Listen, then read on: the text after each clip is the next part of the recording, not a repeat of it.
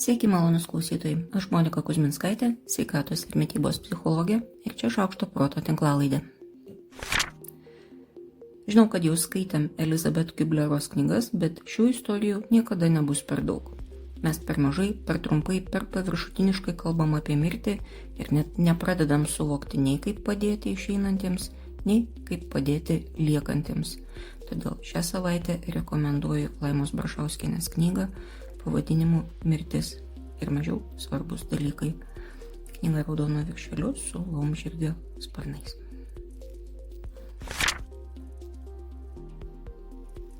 Mikrobangos. Mikrobangų krosnelė. Vienas iš labiausiai mitologizuotų maisto gaminimo prietaisų, dėja vėl nepelnytai. Nesakau, kad jas būtina naudoti, bet priežastis jų nenaudoti vis tik nėra tokios jau pagrįstos. Viskas aprašyta yra internetuose, jeigu jau labai ieškotumėt, įdėjau ir nuorodą po tekstinių postų. Neigti labai keistų mitų nerandu kaip, nes niekas tokių hipotezių netiria, kaip ir chemtrailų naikinimo actų garais efektyvumą. Taigi, maistą šildant mikrobangų krosnelėje nevyksta nieko išskyrus maisto šildymą. Ir orkaitėje ir mikrobangų krosnelėje baltymai denatūruojasi arba išsivinioja jų grandinės ir tada baltymai koaguliuoja, tai yra sulimpa. Ir tai yra visiškai normalu. Nors kai sakai pasikeičia baltymo struktūra, tai gal kam nors ir skamba grėsmingai. Visas šis procesas palengvina baltymų virškinimą. Todėl sunkiai virškinamus daug baltymų turinčius produktus, tokius kaip mėsą ir kiaušinius, mes apdorojame termiškai ir savo pasilengvinam darbą. Tokį pat poveikį daro rūgštis, todėl, tarkim, marinuojam mėsą, arba mechaninis poveikis. Čia kažkodėl gerai pamenu plaktuką, su kuriuo mušdavom mėsą.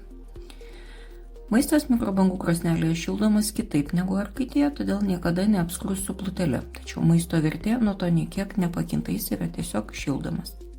Reikia nepamiršti, kad mikrobangų krosnelėje maistas turi daugiau šansų sušilti netolygiai, o nepakankamai pašildytas maistas gali turėti vieną kitą ten jau įsikūrusių mikroorganizmų lizdą.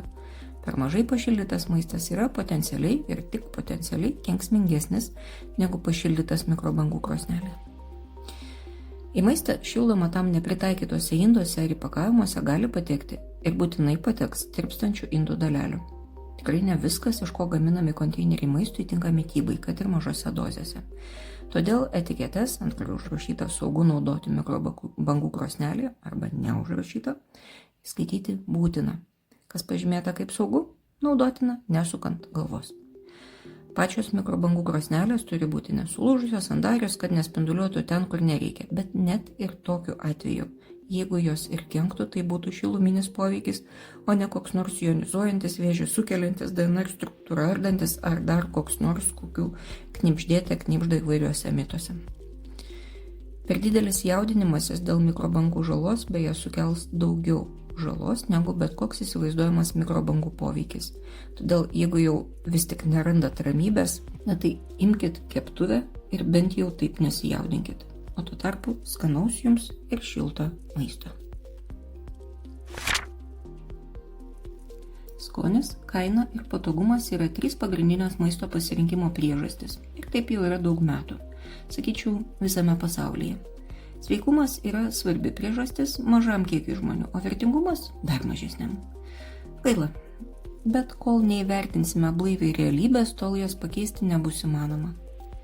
Mikrobangų krosneliai skirti produktai paprastai atsako ir į kainos, ir į patogumo klausimus, o skonis, sakykime, mes supratom, ko reikia pridėti į maistą, kad skonio receptoriai, jei nesiautėtų, tai bent jau tylėtų. Bet tai yra tikrai patogu ir pigu. Jei kas bando su tokia realybė ginčyti, sakydami, bet tai nesveika, man atrodo atsakinėja ne į tą klausimą.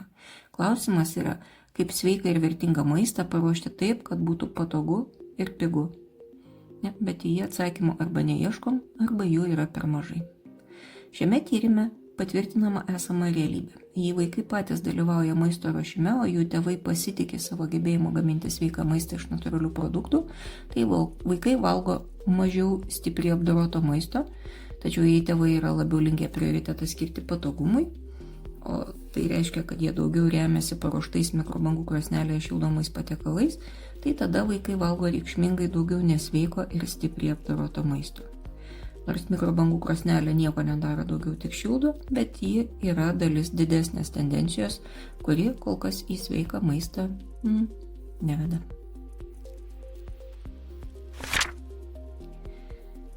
Trumpa įžanga.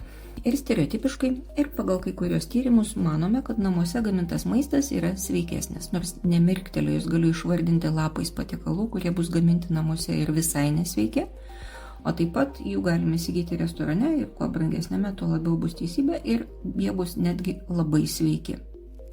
Tai yra ir taip, ir taip. Bet paimkim vieną šio aštunkojo koją ir patikrinkim, kas valdo mūsų sprendimus, kai svarstome ar gaminti namuose ar ne. Šio kokybinio tyrimo dalyvių nuomonė, nuo gaminimo namuose mūsų sulaiko laiko spaudimas, noras sutaupyti, nors čia labai nesutinkau, bet kalbam apie suvokiamas priežastis, tai taip jau kaip tyrimo dalyviai pasakė, taip ir yra. Tada toliau yra noras gauti maisto be pastangų, čia kišo mikrobangės ausis, šeimos prioritetai patiekalams ir nesėkmių virtuvėje poveikis. Tačiau tuo pat metu yra ir maisto gaminimą namuose skatinantis veiksniai, tokie kaip noras valgyti sveikai ir rūpinimasis savijauta, kūrybinis įkvėpimas, gebėjimas planuoti ir gaminti maistą iš anksto, bei didesnis tikėjimas savo maisto gaminimo gebėjimais.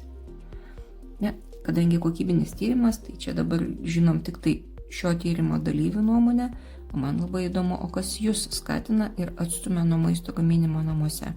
Jei turit tūpo, pasidalinkit komentaruose, bus baisiai įdomu. Šis tyrimas apie maisto gaminimą irgi, kitas tyrimas, rezultatai kiek kitokie, bet keli dalykai kartojasi jau raudonų siūlų. Kiekvienam maisto gaminimas namuose reiškia viską nors kito, tai yra labai plati savoka ir todėl ją tirti labai sunku, todėl čia ir daug tų kokybinių tyrimų. Bet žmonės dažnai kalba apie maisto šildymą arba ne, ir vėl čia kišo mikrobangės ausis, kiek laiko tai trunka, kiek pastangų tai reikalauja ir, kas man suskambėjo tikrai naujai, kiek meilės į tai įdedama. Pagrindinės kliūtis maisto gaminimui namuose buvo galimybė įsigyti, laiko trūkumas, džiaugsmo trūkumas, galbūt džiaugsmo trūkumas dėl įgūdžių trūkumo, o pagrindiniai gelbstintis faktoriai buvo gyvenimo būdas ir dienotvarkė pritaikyta maisto gaminimui. Vat šitam tyrime naminis maistas kaip meilės forma ir kitiem ir savo tikrai dažnai girdima, bet sakyčiau, per retai į ją mes remiamės patys. Nežinau, ką jūs manot?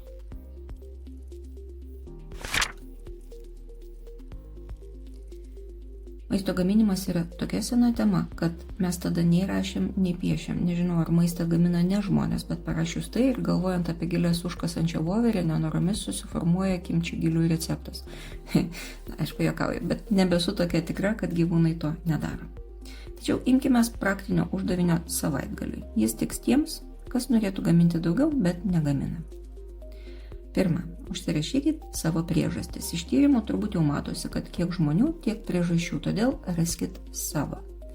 Antra, užsirašykit, kas jums gali padėti, irgi būtent jums.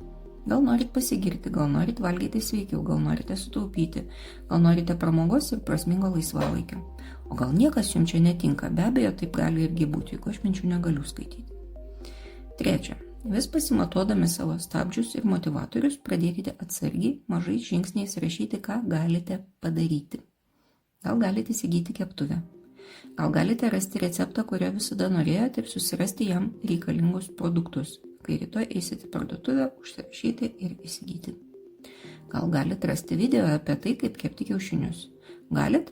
Imkite ir padarykite. Ir tada labai save pagirkite. Nes maratonas čia yra bėgiamas mažiausiais žingsniais ir tik jeigu save vis pagirsite ir padrasinsite, šiuo keliu bėgsite toliau. Tebūnie, samčiai ir keptuvės. Šiai savaitei tiek. Aš Monika Kuzminskaitė, sveikatos ir mitybos psichologė, padedu spręsti kasdienius ir sudėtingus elgesio, mąstymo ir emocijų klausimus. Rašau, skaitau paskaitas, teikiu psichologinės konsultacijas. Mane rasit socialiniuose tinkluose vardu Šaukštas Proto arba gyvai Vilniuje, Goštauto gatvėje. Rašykit man asmeninę žinutę socialiniuose tinkluose arba elektroniniu paštu adresu šaukštas.proto@gmail.com. Taikos ir ramybės.